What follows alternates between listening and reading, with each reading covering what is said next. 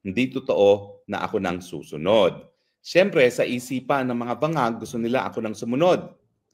Pero sa katunayan po, hindi po mangyayari yon.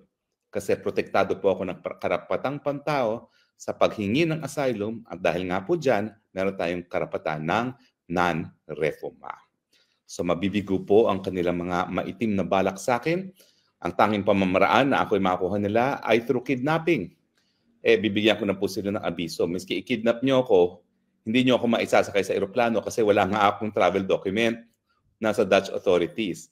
Walang airport dito sa Europe. Kahit magkano pang ibayad nyo, napapayag na isakay ako sa eroplano na wala akong kahit anong travel document. Siyempre, hahanapan ka ng passport unang-una. No?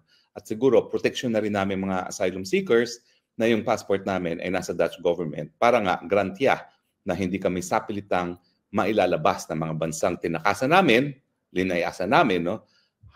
Sa pamamaraan ng kidnapping. So sa akin naman po, win-win solution yung wala akong passport ngayon.